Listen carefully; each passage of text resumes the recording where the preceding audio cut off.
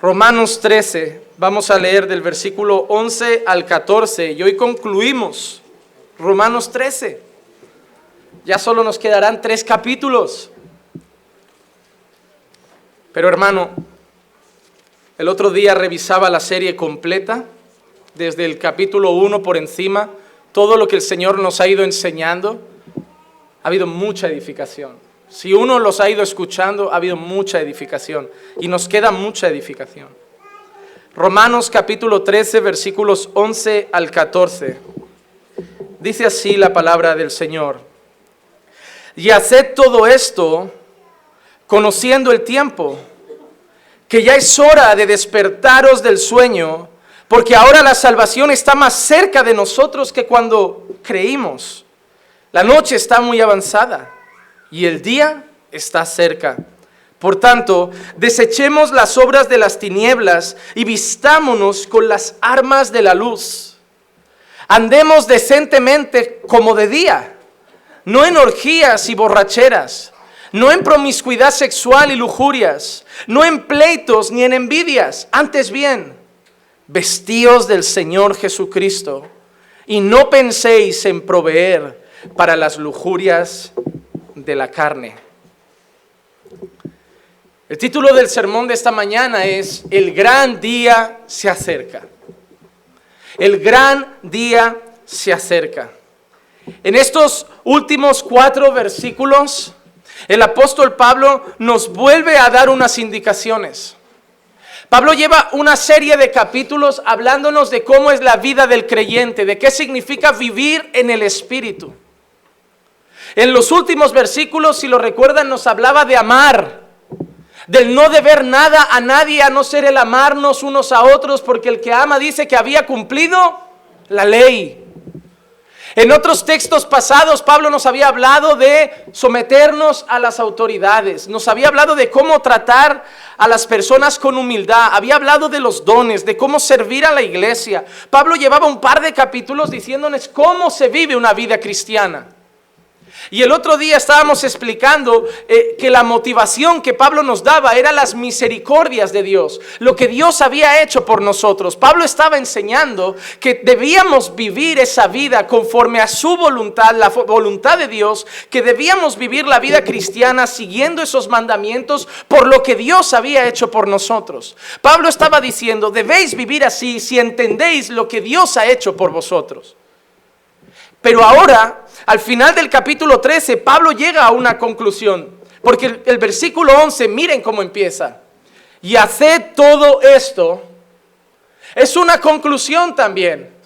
Pablo nos había dicho que debíamos vivir ese tipo de vida por las misericordias de Dios, por lo que Dios había hecho por nosotros, pero Pablo ahora también pone un encerramiento con otro motivo. Pablo está llamando a la motivación del corazón. Pablo está acabando con los religiosos. Porque el religioso no lo hace por amor. El religioso no cumple la ley simplemente por gratitud a lo que Dios ha hecho. El religioso lo hace para aparentar santidad, para creer que es más espiritual, para verse mejor delante de otros. El religioso habla mucho del yo he hecho esto, yo ayuno, yo oro, yo hago esto, yo hago aquello. Habla muy poco de lo que Jesús hace y habla mucho de lo que Él hace. Porque la motivación del religioso no es la gloria de Dios, es su gloria personal. Me da mucho temor la gente que vive contando su testimonio. Hay gente que viene como pastor y lo primero que me dice, quiero que conozca mi testimonio. Quiero que sepa mi vida. Y va contando su testimonio. Y cada vez que quedan con un hermano es, pues mira, yo en casa hago esto, yo en casa hago aquello, yo hago aquello, yo hago aquello. Colgándose medallitas de lo bien que lo hace como cristiano. Hermano, cuenta lo que Dios hace. No cuentes tanto lo que tú haces. Porque los aplausos se los merece Él. Porque contar lo que tú haces y al final decir, pero la gloria es de Dios. No vengas de humilde. Mira, o al principio o al final el fariseo siempre empieza su discurso es, hermano, quiero contar una cosa, pero la gloria es de Dios. Pero luego Dios ya no aparece en esa cosa. Aparecen sus ayunos, sus oraciones, su esfuerzo, pero yo cambié, hermanos, y mi casa cambió. Yo hice esto y mi casa hizo aquello. Hermano, da un ejemplo de tu vida de vez en cuando. No está de mal contar lo que Dios ha hecho en ti.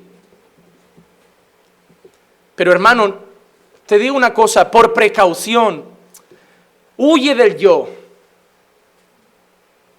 A mí me cuesta como predicador, porque cuando uno piensa en dar un ejemplo y no quiere lastimar la vida de nadie, da sus propios ejemplos.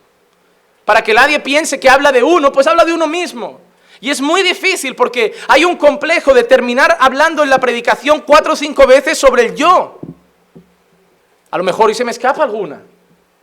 Pero no es el foco. El foco no es el yo, el foco es Él.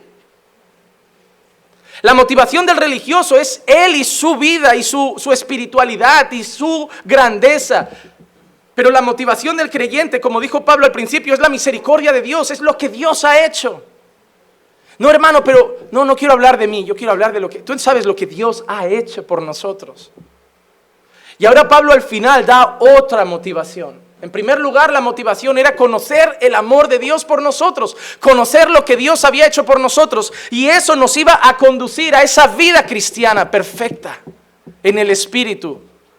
Y ahora al final del versículo 13 dice, ya sé todo esto, y da la otra motivación, conociendo el tiempo. Pablo está diciendo, no debéis vivir así solamente por lo que Dios ha hecho, sino que debéis vivir así conociendo en qué tiempo os encontráis. Y Pablo dice en qué tiempo nos encontramos. Conociendo el tiempo, que ya es hora de despertaros del sueño, porque ahora la salvación está más cerca de nosotros que cuando creímos. La noche está muy avanzada. ¿Qué te debería motivar a orar? ¿Qué te debería motivar a ayunar, motivar a servir, motivar a evangelizar, motivar a arreglar tu vida? Por un lado, lo que Dios ha hecho por ti, pero por otro, que el día del Señor ya llega, hermano. Hermano, no puedes seguir posponiendo tu ponerte a cuentas con Dios para mañana, porque el día del Señor puede ser hoy. Muchos no han participado de la cena del Señor, ¿por qué? Porque sigo sin estar casado, porque sigo sin vivir de esta forma, porque sigo sin aquello. ¿Hasta cuándo? No es que haciendo eso vas a tener un juicio mejor, es que si no arreglas tu vida es la prueba de que Dios no te ha salvado. Hermano, estar en la iglesia no es conocer a Cristo, es conocer lo que la gente dice de Cristo. Y tú estás llamado a conocer íntimamente a Jesús. Hay una conexión entre los versículos 11 y 14, en ese principio en el que Pablo dice, por esto debéis vivir así, y haced todo esto por ese motivo. Lo que Pablo está diciendo es, por 2 capítulos, os he hablado de que no debáis nada a nadie sino el amor, os he hablado de cómo debéis vivir, os he hablado de lo que tenéis que hacer. Mira textos que Pablo nos ha dicho. En el capítulo 12, versículo 9, dice que el amor sea sin fingimiento. En el 10, que os améis los unos a los otros con amor fraternal. En el 17, que no paguéis a nadie mal por mal. En el 19, que no os venguéis vosotros mismos. En el 20, que si tu enemigo tiene hambre le des de comer. En el capítulo 13, los versículos últimos que leíamos, que no debáis nada a nadie sino el amaros unos a otros. Y la motivación es el por qué. ¿Por qué todo eso? ¿Por qué amar de esa manera? ¿Por qué amar sin fingimiento? ¿Por qué amar a los hermanos? ¿Por qué no pagar el mal con mal? ¿Por qué pagar el mal con bien? ¿Por qué amar a mis enemigos? ¿Por qué ayudar a mis enemigos? ¿Por qué servir? Porque el tiempo está cerca. Porque falta poco. Porque la noche está muy avanzada y el día está ahí, hermano. El mayor error tuyo hoy es pensar que vas a despertarte mañana. Ayer o antes de ayer murió un futbolista español, 35 años. Yo leí la noticia y 1 hora después estaba celebrando el cumpleaños de mi esposa con sus familiares, sus 36.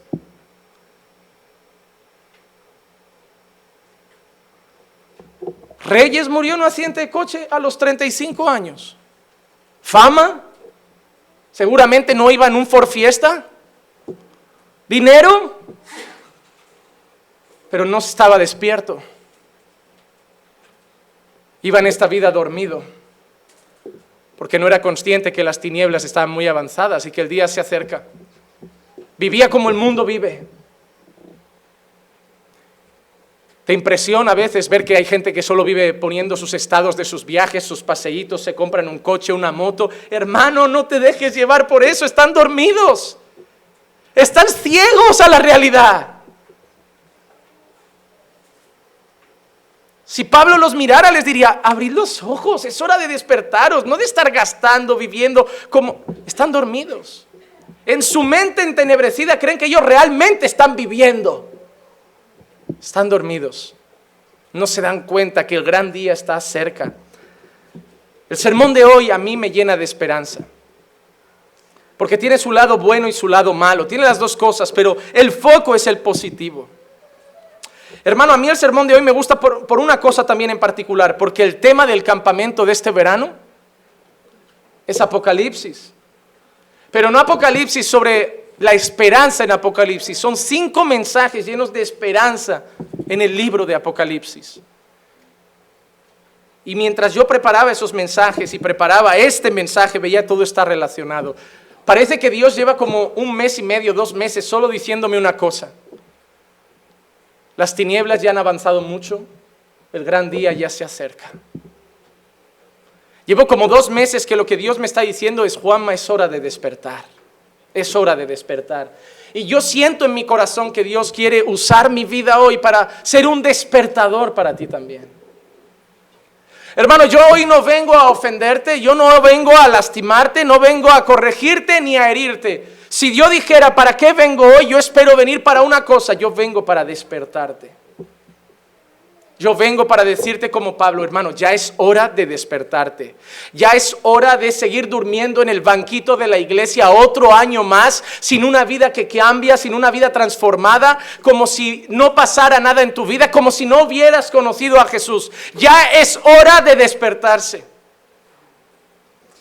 Así que vamos a navegar un poco en la Escritura para entender lo que Pablo nos está diciendo. La primera cosa es, ¿de qué tiempo nos está hablando Pablo? En el versículo 11 Pablo dice, conociendo el tiempo. Conociendo el tiempo.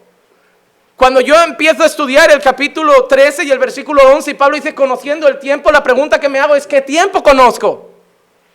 Ahí empiezo a vivir, a ver en la palabra todo lo que tiene que ver con el tiempo para querer entender a Pablo. Y me di cuenta que la respuesta estaba mucho más cerca de lo que pensaba. Está en Romanos 12. No os conforméis a este siglo, sino transformaos por medio de la renovación de vuestro entendimiento para que conozcáis cuál es la buena voluntad de Dios, lo que es agradable y perfecto. Ese conociendo el tiempo. Esa palabra de Pablo de que está hablando de un tiempo en el que estamos, es este tiempo. Esta era de pecado. Esta era de lascivia. Esta era donde en Francia se estudia bajar el límite de edad para que un hombre de 50 pueda tener sexo con una niña de 12. Este tiempo donde el aborto es libre. Este tiempo donde el matrimonio homosexual es libre. Donde la adopción homosexual es libre. Donde la pedofilia se está buscando para hacerla legal. Como una elección más. Y que si el niño de 11 años quiere tener sexo, él es libre de elegir. Porque hoy si con 11 años quiere decir que es un caballo, es libre. Si quiere decir que se siente un perro, es libre. Si se quiere sentir niña o niño, es libre. Y si se quiere acostar con el vecino de 70 años porque el vecino le ha convencido, es libre. Mientras no muestre en él símbolos de abuso y forzado, no pasa nada. Y tú me dices a mí que un señor no puede manipular la mente de una niña para que se deje hacer esas cosas. ¿Ven el tiempo en el que estamos? Es lo que Pablo quiere decirnos. Conozcan qué tiempo viven. Las niñas van enseñando la mitad del trasero con sus pantalones en verano. Un hombre cristiano ya no sabe ni salir a la calle o no. La Biblia dice que si tu ojo derecho te es ocasión de pecar, arráncalo, pero es que me los tengo que arrancar los dos. Porque uno ya no sabe dónde mirar. Uno se cambia, dice, venga, no veo según qué cosas en la tele porque está lleno. Pero es que si voy al centro comercial, el escaparate de Woman's Secret, de Intimissimi, son modelos de 6x6 en ropa interior. Te vas a esperar el autobús y tienes otra señora en ropa interior ahí en la parada. Te vas a la playa y están semidesnudas. Y dices, bueno, pues me voy a la puerta de un colegio que ahí son niñas. Y salen peor. No puedo ver la tele, no puedo ir a la playa, no puedo ir al centro comercial, no puedo ni llevar a mi hija al colegio. ¿Te has dado cuenta que conforme los años pasan, son más los padres que llevan a los hijos al colegio que las madres? Conforme las niñas se quitan la ropa, qué extraño, ¿no? Que cada vez son más padres los que quieren llevar a las hijas. Hermano, te digo una cosa, hay mucho hombre adulto que no practica el sexo ilícito con menores de edad solo porque es prohibido. Pero te aseguro, porque venimos de este mundo podrido, que todos lo desean. Te voy a decir cómo es el mundo podrido y los hombres saben que no miento. Cuando eres adolescente tienes mitos con una mujer adulta y cuando eres adulto tienes mitos con un adolescente. Y todos saben que es verdad, que eso está normal. Y esa es la era en que vivimos. La era en que tu hijo con 11 o 12 años habla de perder la virginidad. La era donde un hijo con 11 o 12 años habla de probar las drogas. Habla de emborracharse. Y lo que Pablo está queriendo decir es, recordad, conocer los tiempos en que vivís. Debéis vivir conforme al tiempo en el que estáis. No estáis en el paraíso para estar relajados y tranquilos en un tiempo en el que ya no hay pecado y todo está bien, dominado por el Señor. Estáis en un tiempo en el que el Dios de este siglo, como dice la palabra, ¿sabes que hay un texto que habla de un Dios de este siglo y no se refiere a Jesús? Se refiere a Satanás. Dios le ha concedido ahora una cierta libertad para que haga porquerías en este mundo. Debes conocer los tiempos, debes saber en qué tiempo estás viviendo, debes conocer esta era en la que vives.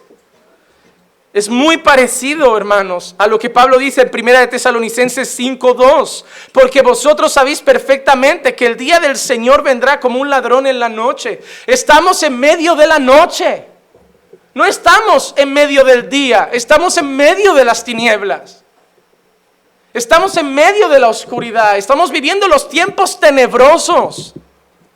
Y Pablo dice, y debéis ser conscientes de ello. ¿Te imaginas la gente diciéndole a Pablo, Pablo, ¿por qué no descansas un poco de tanto viaje y de tanta misión? Pablo, ¿sabes por qué no descansaba? Porque conocía el tiempo. No era tiempo de descansar. Pablo pensaba, ya le he dado mi vida a perseguir cristianos muchos años. Ya he malgastado mi vida, tengo poco tiempo para servir al Señor. ¿Cuántos años descansó Jesús? ¿Cuántos días se tomó Jesús de descanso? Ninguno, porque conocía los tiempos, que iba a estar poco en esta tierra y tenía mucho que hacer. Hay un momento que Jesús llega a un lugar y lo miran a la cara y dice la palabra que los que lo miraban veían en sus ojos claramente que iba a Jerusalén. Jesús llegaba a un sitio, lo miraban y la gente ni intentaba que se quedara a comer porque sabían que tenía un foco. A mí me gusta, y esto es solo algo medio metafórico o poético, no es bíblico, pero alguien me dice que en su soberanía Dios colocó a Jesús en un hogar donde el padre terrenal o el hombre que lo cuidaría era carpintero, para que desde pequeño se fuera haciendo a la idea de la madera. Jesús nació en una casa donde de pequeño ya escuchaba martillos golpeando madera, porque Él vino con un propósito. Jesús no vino a perder el tiempo. Jesús no vino a estar viendo Avengers. Jesús no vino a verse la saga, porque, oh, mira lo que han anunciado en Netflix, una sesión toda una tarde del Señor de los Anillos, empieza a la 1 y termina a las 12, ¿qué vas a hacer hoy? No, yo la voy a ver entera. Despierta, por favor. No está mal ir un día al cine. No está mal salir un tiempo a jugar con los amigos. No está mal quedar con unos amigos a jugar un partido de fútbol. La pregunta es, ¿qué haces el resto del tiempo para Jesús? Conoce los tiempos. Sé honesto contigo y aprende a ver en qué tiempo vives. Estás en medio de las tinieblas, hermano. No estás para estar tranquilo. No estás en un periodo de paz, estamos en un periodo de guerra. La paz nos espera, pero aquí hay guerra. La Biblia habla de soldados de Jesucristo, de la armadura de Dios, porque estamos en guerra. Y vivir relajados y vivir llorando al pastor: pastor, tengo problemas con mi hijo, pastor, tengo problemas con mi marido, pastor, tengo problemas en mi matrimonio, pastor, estoy lejos del Señor, pastor. ¿Por qué? ¿Por qué? Porque en tiempo de guerra quien se queda dormido muere. Y su hijo cae, y su matrimonio cae, y su vida cae, porque está dormido. Hermano, si tú oras, ayunas, haces culto en casa, lees la palabra, tienes comunión con Dios, si vives atento, si vives velando, si vives preparado para la batalla, no me vas a venir a llorar tus problemas. Hermano, imagínate que yo soy un arquero y yo veo un montón de gente con el escudo así, y veo un tontolaba con el escudo para abajo. Pastor, es que me están pegando flechazos. Levanta el escudo. Toma el escudo de la fe. Estás parado y quieres que el enemigo sea misericordioso. ¿Sabes lo peor? Es que algunos vivís creyendo que el enemigo va a tener misericordia de vosotros. No, como Dios es bueno, Satanás será también medio bueno así, ¿no? Hermano, si Satanás no te ha comido es porque Dios es misericordioso. Porque Satanás está arañando la mesa diciendo: déjame que me lo meriendo hoy, que está esto de caer, está esto de morir, está esto ya de entregarse a la lascivia, de entregarse al pecado. Y Dios lo retiene como diciendo: despierta. Él está como un león rugiente buscando a quien devorar. Él no es un gatito manso, él no es el león del zoo, Él es un león y te ve como una gacela perdida. Y Él te quiere comer. Él te quiere devorar. Cuando Pablo está diciendo, conociendo el tiempo, que la noche está avanzada y el día se acerca, Pablo está diciendo: debéis estar viviendo con los ojos puestos en la segunda venida de Cristo. La iglesia ya no enseña que Cristo va a volver. Ya no se escucha en los púlpitos decir: Cristo viene.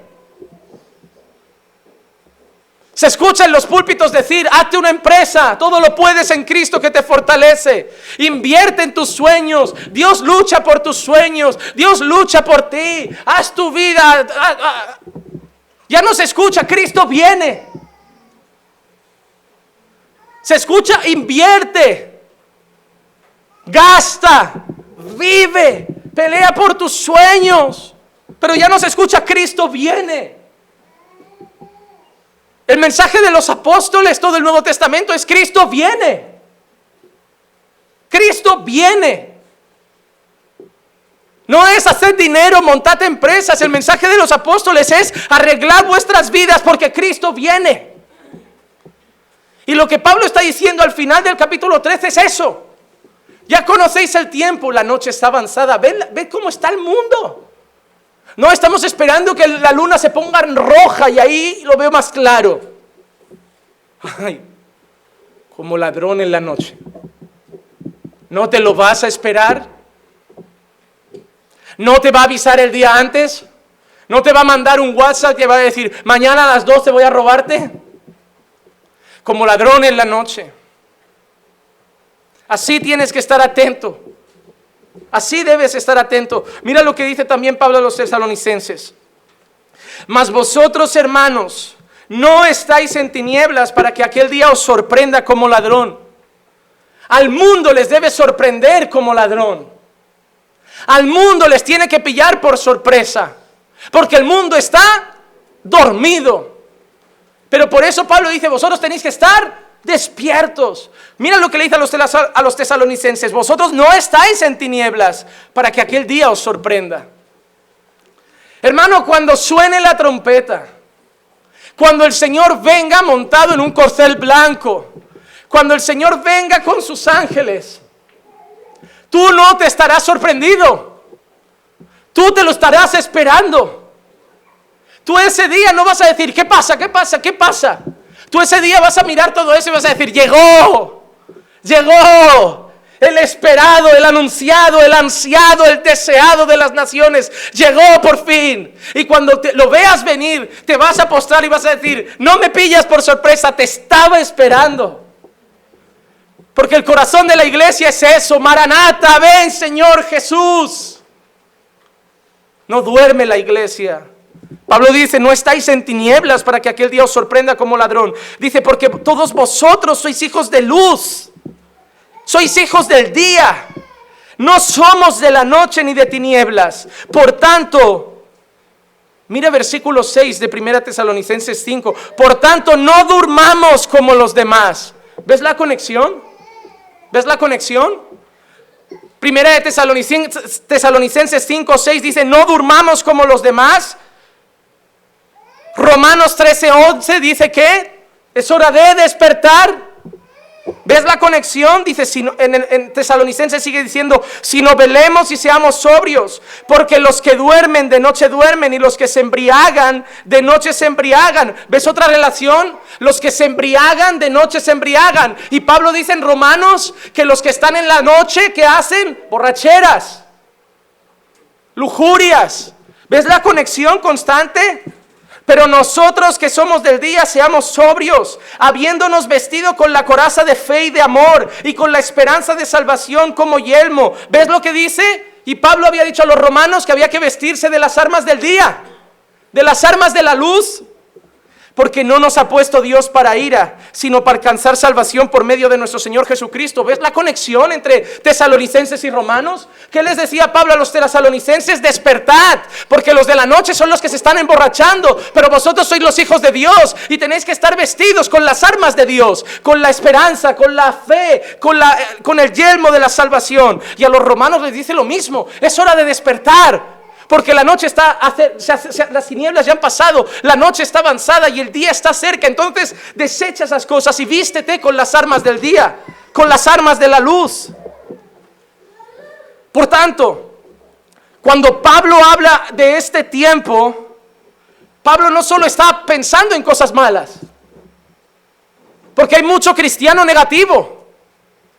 Hay mucho cristiano que vive: esta es la peor época para ser cristiano. No se puede vivir en santidad en nuestros tiempos. Sadrach, Mesach y Abednego, esclavos en Babilonia, desterrados de su casa, les cambian el nombre, los arrancan de su familia y viven firmes en el Señor. En un reino que no era suyo, con un idioma que no era el suyo, con unos nombres que no eran suyos, en una casa que no era suya. Su familia no estaba, mamá no estaba, papá no estaba, los amigos no estaban, y eran jóvenes y fueron fieles al Señor. Yo no veo a José en la cárcel diciendo: y así como sirvo a Dios, si me guardo, acabo en la cárcel, mis hermanos me venden. No, lo veo sirviendo y fiel, el vendido, traicionado, engañado, en prisión, fiel al Señor. En el tiempo que Dios te ha puesto a vivir, si Dios dice que vivas en santidad, es porque se puede. ¿O acaso la Biblia dice: vivid en santidad, porque sin santidad nadie verá al Señor? Menos los del 2000, que en 2000 es imposible.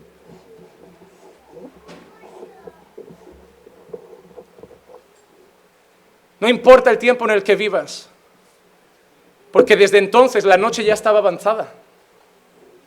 Pablo no está diciendo que nuestra época es la noche avanzada y en ellos estaba el día. Pablo les estaba diciendo entonces que la noche estaba avanzada. Ellos ya vivían tiempos de persecución, ellos ya vivían tiempos difíciles. Hermano, ¿tú crees que lo de hoy? Mira, no es que mira a los jóvenes, mira el mundo, intercambios de parejas, mira cómo está la pornografía, mira cómo está esto, mira cómo está aquello. ¿Tú crees que los nuestros son los tiempos más prostituidos? Seguro que no estudiaste mucha historia. Mira cómo era la época de Grecia. Mira cómo era el esplendor de Grecia. Mira cómo fue el esplendor de Roma. ¿Sabes cómo era una fiesta romana? ¿O una fiesta llena de griegos? Mira, para empezar había mucha comida, eran banquetes como si no hubiera un mañana. ¿Y saben cuál era la costumbre? Llenarse Y para que la fiesta siguiera, porque las fiestas duraban 2 o 3 días, iban fuera, vomitaban y volvían a la fiesta para seguir comiendo. Y así 2 o 3 días. Gula. Y cogían niños, porque en aquel tiempo había mucho niño abandonado por pobreza, y los ponían en la fiesta. ¿Sabes a qué? Para que los romanos lo cojan. No niñas, ¿eh? Lo que más morbo daba en esa época de Roma y Grecia eran los hombres con hombres. Había mucha prostitución, había mucha homosexualidad, la pedofilia era normal. Que un rey o un príncipe barbudo de 70 años cogiera a un niño de 12 y lo llevara a la cama, o delante del resto, Orgías. Dioses como Baco eran adorados. De ahí a algunos les sonará la palabra bacanal. Estudia historia y vas a ver que tus tiempos no son tan difíciles. Que estamos igual. Que desde los tiempos de Pablo la noche ya estaba avanzada. Pero Pablo no es negativo. Pablo no dice solo la noche está avanzada. Pablo dice 2 cosas. En primer lugar, que el día está cerca. Pablo no agacha la cabeza derrotado y dice, ay, ¿qué vamos a hacer? La noche está avanzada. Pablo coge fuerzas diciendo, está avanzada, pero vamos a trabajar un poco más porque nos queda poco. Nos queda poco. El día está cerca. El día está próximo. Y no solo eso, sino que dice, sí, la noche está avanzada, pero vosotros no sois de la noche. Vosotros no estáis en tinieblas. No importa lo avanzada que esté la tiniebla, porque tú no eres de ahí. ¿O acaso en tu casa hay orgías? ¿En tu casa hay borrachera? ¿En tu casa hay lascivia? ¿En tu casa hay pornografía? ¿En tu casa hay maltratos? ¿En tu casa hay pedofilia? No, ¿por qué? Porque tú no eres parte de las tinieblas. La noche está avanzada, pero tú eres un hijo de la luz. En tu casa hay otro rey.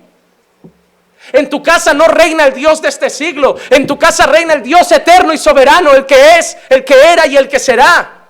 El eterno.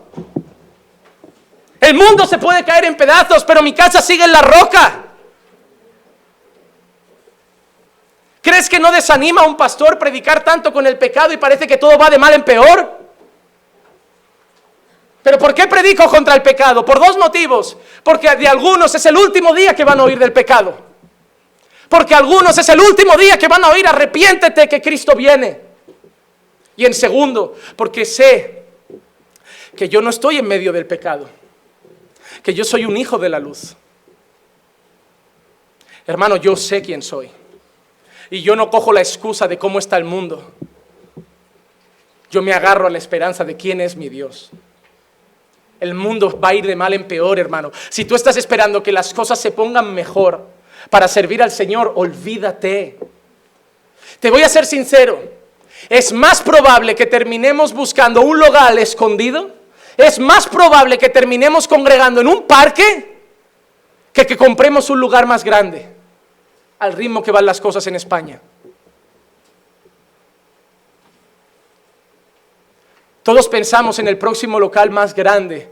Al ritmo que van las leyes en España es más probable que pensemos en qué haremos si cierran este. Los débiles se volverán a casa. Los hijos de la luz que cierran la iglesia somos nosotros.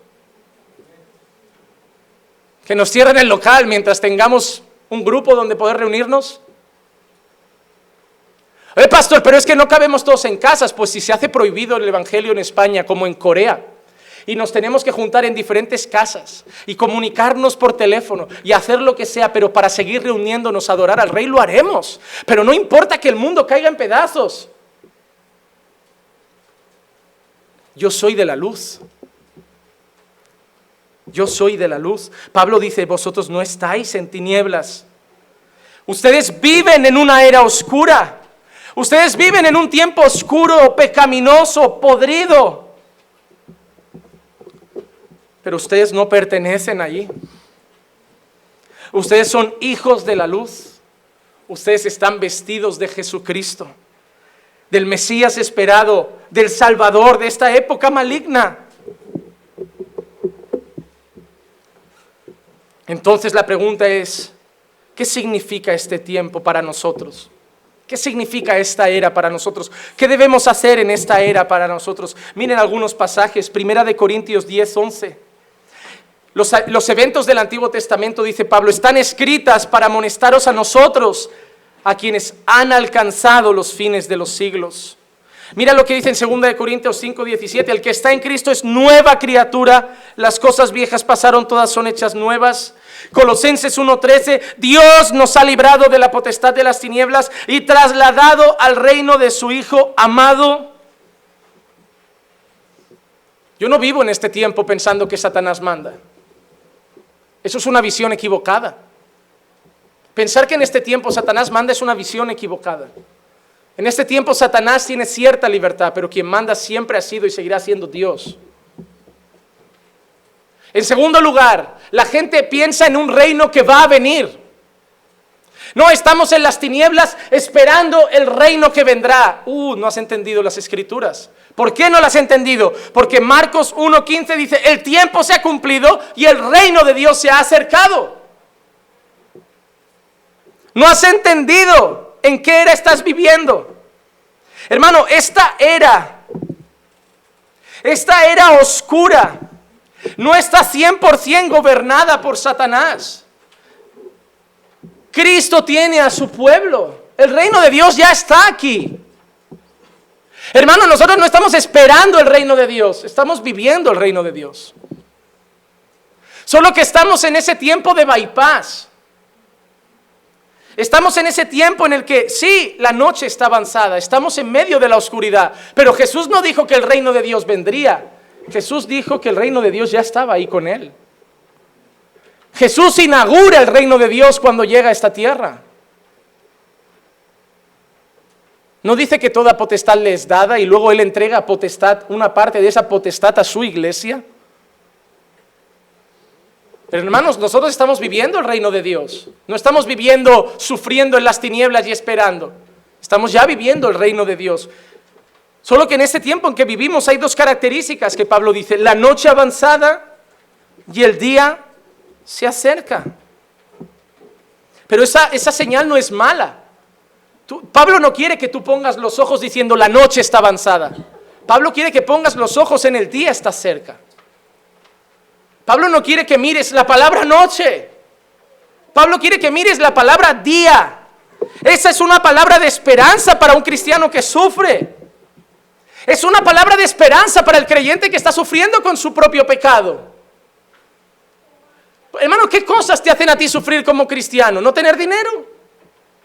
El creyente, ¿sabes por qué debería estar sufriendo? Mira, yo sufro por ver el mundo como está. Yo sufro cuando veo niñas semidesnudas. Yo sufro cuando veo niños drogándose por la noche en el botellón o bebiendo y emborrachándose por las noches. Yo sufro cuando veo el mundo. Y la otra cosa que me hace sufrir es yo sufro con mi carne.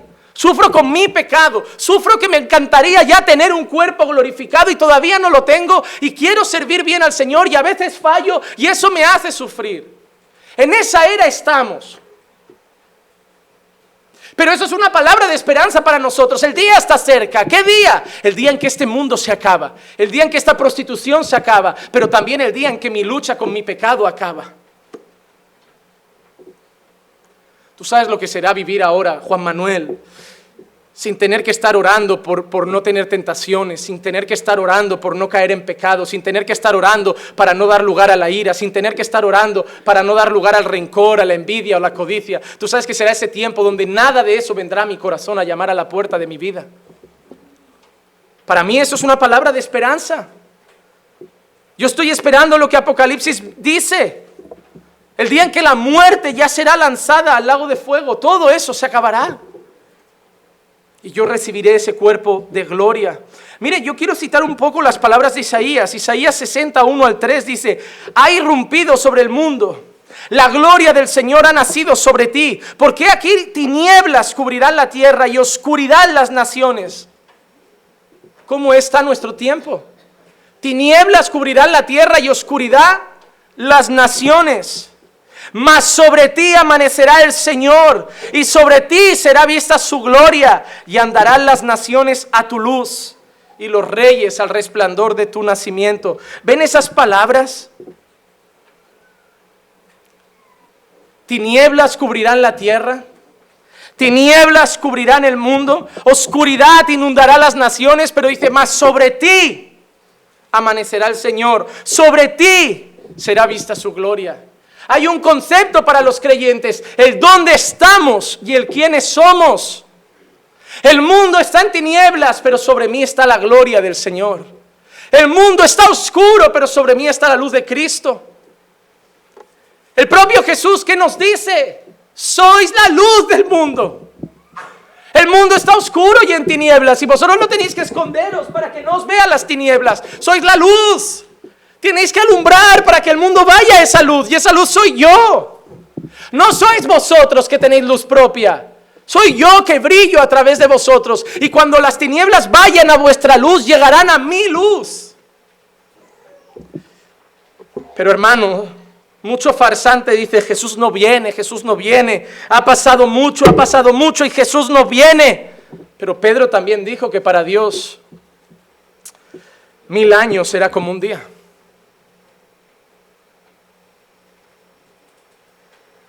Yo sé una cosa, hermano.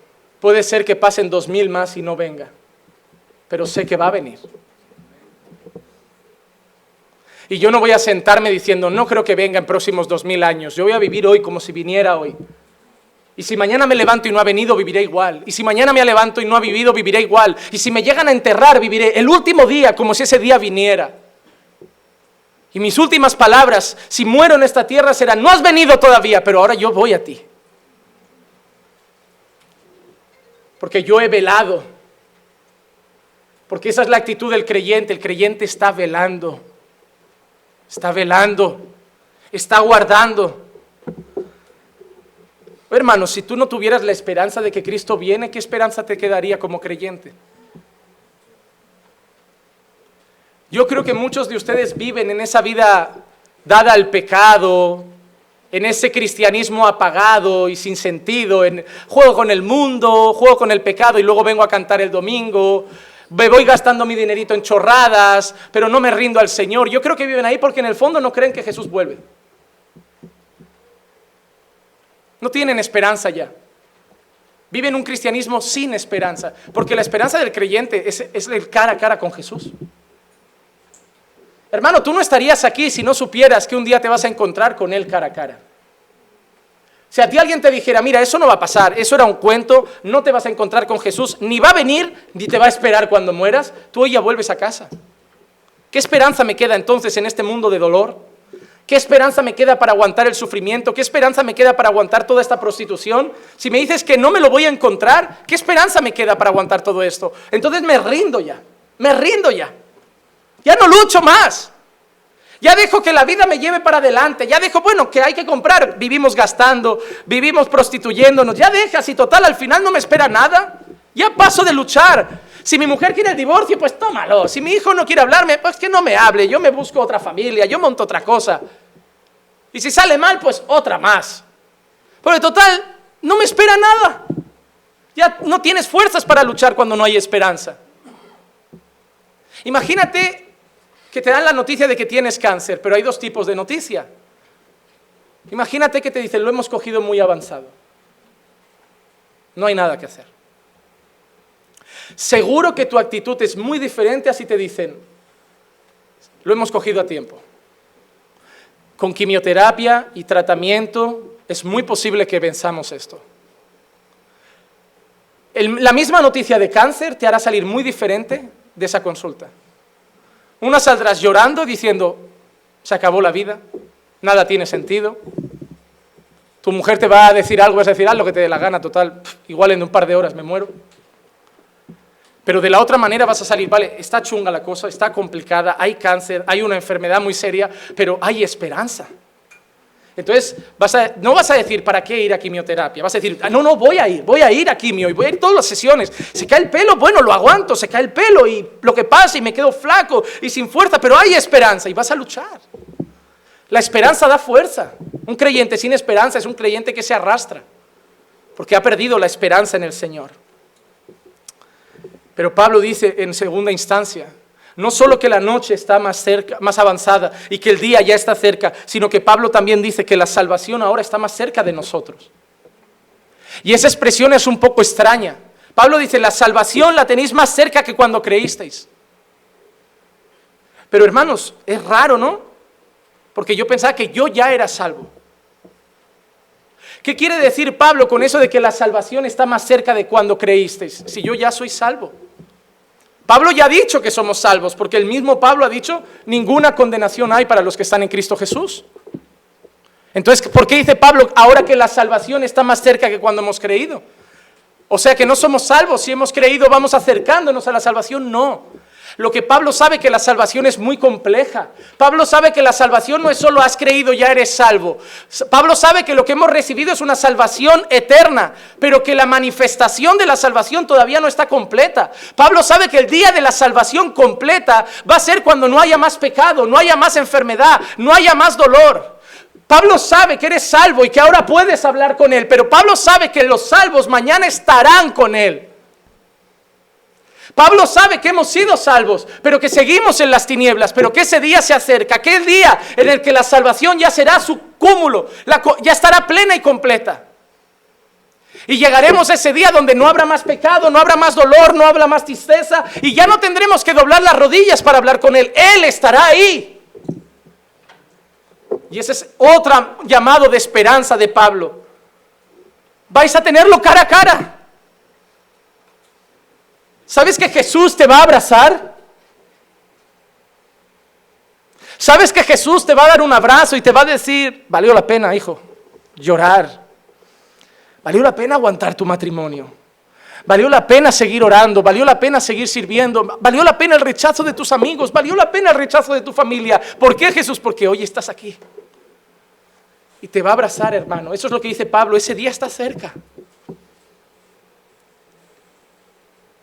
Hermano, ¿sabías que cada vez que predico y veo caras de rabia, caras de enfado, soy humano y a mí eso me destroza? ¿Sabes cuál es el peor momento de la semana para mí? Te voy a abrir mi corazón como pastor y como amigo. El peor día de la semana para mí es el domingo. El domingo a partir de la 1. Cuando yo acabo de predicar me siento desnudo. Me siento súper vulnerable. Todo me afecta, todo me duele, me siento triste. Te soy honesto, todo el mundo espera predicar y que pase lo de Pedro en Pentecostés. Llevas toda una semana preparando un sermón, 30, 40 horas, orando, Señor, vamos a ver tu gloria. Esperas acabar y decir, conversiones, gente quebrantada, y ves gente encima que se enfada, que mira como a ver a qué hora acaba, que se va a casa igual. Tú sales de ahí como diciendo, soy un fracasado, esto no vale la pena, ¿para qué seguir insistiendo? Eres súper vulnerable. Un predicador a la 1 lo puedes matar. ¿Tú quieres destrozarme?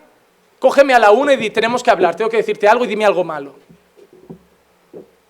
Me matas, porque es el peor momento de mi día.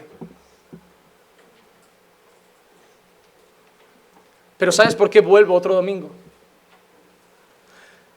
Porque ese día está cerca. Y cuando estoy vulnerable, hay alguien que me regalaron por haber creído, es el gran regalo de los creyentes, que se llama Espíritu Santo. Y ese gran regalo,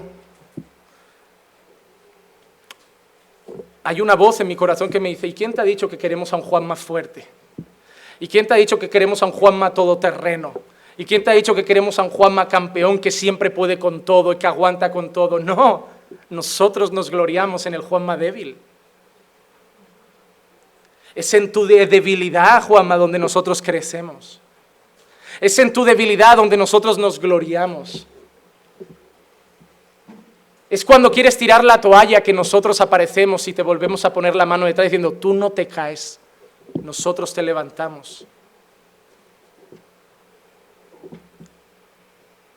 Un siervo de Dios sufre porque quiere ver efecto en lo que hace.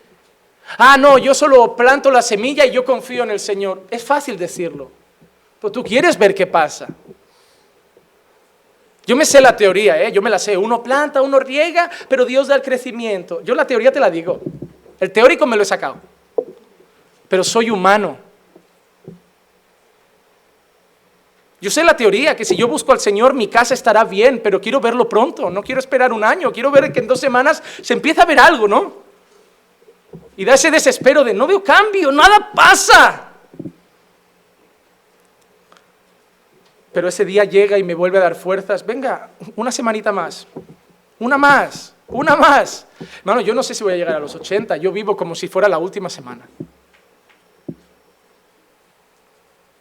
A mí estoy cansado de amigos que me dicen, Juanma, tómate la predicación con más calma, o sea, no nos ves a nosotros tranquilos, ¿para qué tanta efusividad?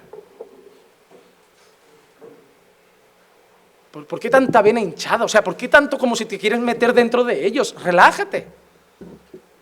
Porque para mí es la última, siempre para mí es la última. Me puedo pegar un golpe con el coche, me puede llevar el Señor, me puede dar un infarto, me puedo cansar y desistir, pero para mí puede ser la última. Y yo miro como si tu salvación hoy dependiera de este sermón. Y lo doy como si tu vida estuviera en mis manos, y lo doy como si tu familia estuviera en mis manos. Y yo diciendo, sé la teoría, depende de lo que Dios va a hacer, pero voy a hacer lo que esté en mi mano. Oh, hermano, el culto solo va a acabar a la 1:10, pero por vosotros. Porque yo estoy en este púlpito cada domingo tan enchufado que yo podría estar hablando hasta las 3, porque en el fondo creo que si hablo más cosas pasarán. Somos muy inocentes. No, pastor, pero Dios no necesita un sermón de 3 horas, a veces en 1 minuto lo hace, que la teoría me la sé. Que la teórica cristiana nos la sabemos todos, pero que somos humanos, somos débiles y a la práctica fallamos. Pero que lo que nos motiva a seguir adelante es que sabemos que el día está cerca. Un creyente que no piensa en eso ha perdido la esperanza. Entonces, ¿qué dice Pablo? La noche está avanzada, el día está cerca, vuestra salvación está más cerca que cuando creísteis. Entonces, ¿qué hay que hacer? En primer lugar, Pablo dice que hay que levantarse del sueño, que hay que despertarse, que tú no puedes estar así, hermano, que no puedes seguir igual, que no puedes seguir otro año diciendo en casa no oramos, no leemos la Biblia, el matrimonio sigue igual, mi vida sigue igual, ya cuando arregle mis agendas del trabajo me espabilo. Que te tienes que despertar. Que ese tiempo está pasando. Que en cualquier momento el día llega y que ya basta de andar dormido. Este mundo son sonámbulos, hermanos. Miren, toda esa pompa, todo ese exhibicionismo, toda esa piel, todo ese músculo. Mira mi coche, mira mi yate, mira mi moto nueva, mira dónde estoy, mira cómo viajo, mira qué libre soy, mira que están sobaos. Están dormidos. Y a los débiles los confunden como creyendo, oh, religiosos, el domingo a la iglesia y yo estoy aquí disfrutando de la vida. Y te decoran las fotos y los vídeos con música de fondo, como se exhiben como pueden. Toda esa pompa, están dormidos, hermanos. Y a nosotros que nos creen los pobres, ignorantes, inocentes, que pierden el día en la iglesia, somos los que realmente estamos despiertos. Porque nosotros sabemos en qué tiempo vivimos. Ellos han sido engañados por el Dios de este siglo que les dicen que disfruten, que se den al placer, que se den a la vida, que se den a la bebida, a las drogas, que vivan, carpe diem. Porque a él le encanta eso, porque en cualquier momento se acaba y se los encuentra. Ven, que tu eternidad es abajo. Pero nosotros estamos despiertos. Nosotros sabemos que todo eso que ellos viven no se compara a lo que vamos a vivir mañana. Por eso, hermano, un creyente que no cree en el reino eterno no vive aquí de esa forma. Mira, 1 de Juan 2:8, os escribo un nuevo mandamiento que es verdadero en él y en vosotros, porque las tinieblas van pasando y la luz verdadera ya alumbra. Así que en primer lugar debemos despertarnos porque el día ya alumbra. Pablo no está diciendo solo que es de noche, Pablo está diciendo que ya está amaneciendo. Tú has visto amaneceres, has visto cuando pasa de la tiniebla a verse ese rayito de luz. Así ve Pablo la vida. Así la debemos ver nosotros. Y es precioso un amanecer. No es un momento feo a los ojos. La noche es fea. Pero cuando empieza a salir esa primera línea de luz en el horizonte es lindo. Y te das cuenta de una cosa, que pueden haber habido 8 horas de oscuridad, pero que en cuanto empieza el sol a salir, eso es un momento, y en 1 hora ya lo tienes allá arriba. Y es lo que Pablo está diciendo, mira, podemos estar viviendo 8 horas de oscuridad, pero yo ya veo esa luz, en cualquier momento el sol ya está gloriosamente allá arriba. Eso es lo que Pablo está diciendo. Entonces Pablo dice que nos debemos despertar, y no solo despertar, que debemos pues desechar las obras de las tinieblas y vestirnos las armas de la luz. Cuando estábamos caminando dormidos, sin Cristo, caminábamos en tinieblas y nuestra ropa eran las obras de las tinieblas. Pero ahora Pablo dice que nos debemos vestir con las armas de la luz. ¿Y qué son esas armas?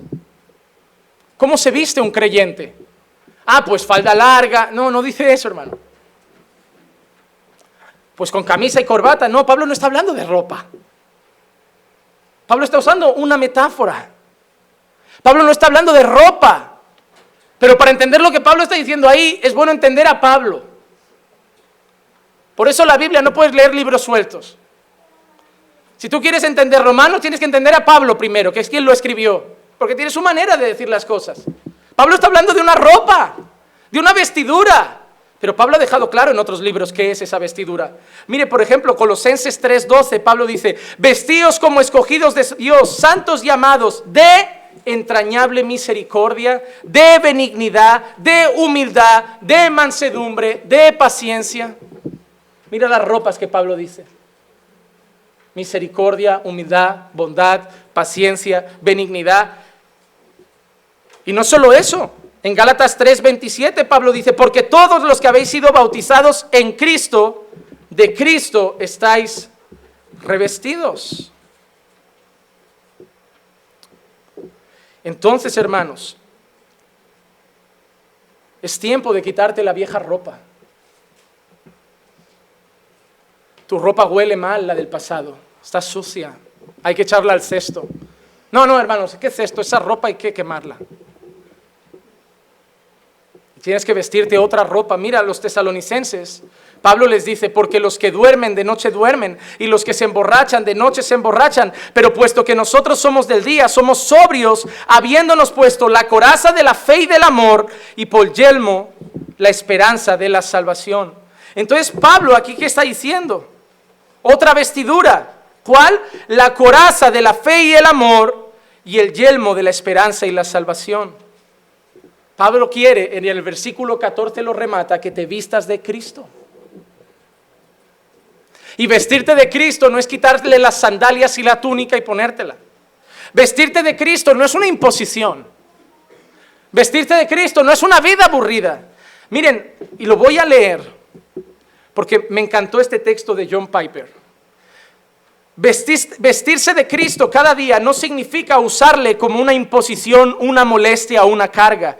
Vestirse de Cristo significa confiar en Él y tenerle como proveedor de nuestras necesidades futuras. Significa tenerle como un traje antiexplosivo, protector de los impactos, mientras nosotros desarmamos las bombas del maligno. Significa tenerle como un traje de amianto a prueba de fuego cuando nosotros rescatamos a pecadores de las llamas del infierno. Significa tenerle como un chaleco a prueba de balas cuando nosotros hacemos frente a las pistolas del pecado y de la incredulidad. Vestirse del Señor Jesucristo significa tenerle como insignia que nos da acceso a todos los recursos del cielo que necesitamos para hacer la voluntad del Padre. Significa como tenerle como el mejor sistema de comunicación que jamás ha habido para poder tener una charla directa y constante con el Creador del universo. Vestirse del Señor Jesucristo significa confiar en Él, esperar en Él, amarle a Él y saber que en Él tenemos todo lo que necesitamos para estar en la luz,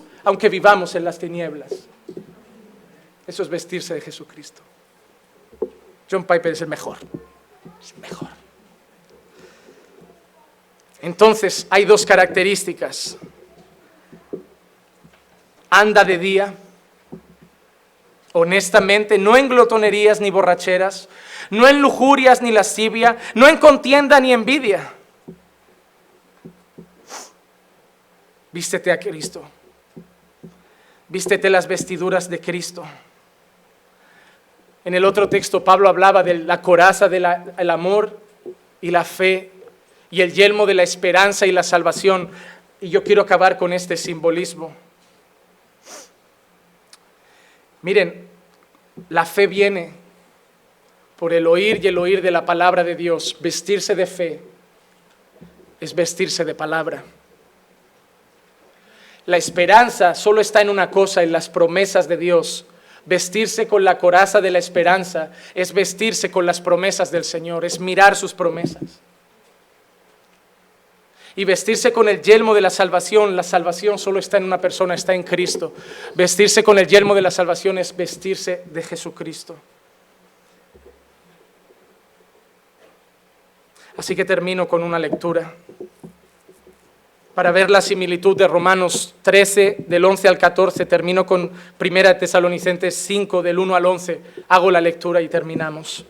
Ahora bien, hermanos, con respecto a los tiempos y a las épocas, no tenéis necesidad de que os escriba nada, pues vosotros mismos sabéis perfectamente que el día del Señor vendrá como un ladrón en la noche.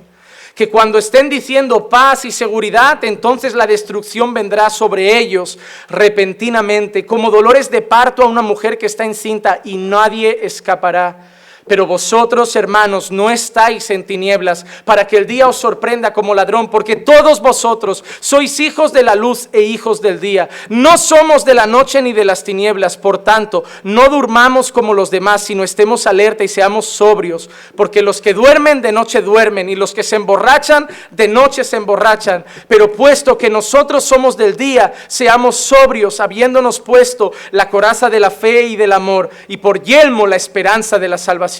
Porque no nos ha destinado Dios para ira, sino para obtener salvación por medio de nuestro Señor Jesucristo, que murió por nosotros, para que ya sea que estemos despiertos o dormidos, vivamos juntamente con Él. Por tanto, alentaos los unos a los otros y edificaos los unos a otros, tal y como lo estáis haciendo. Despiértate.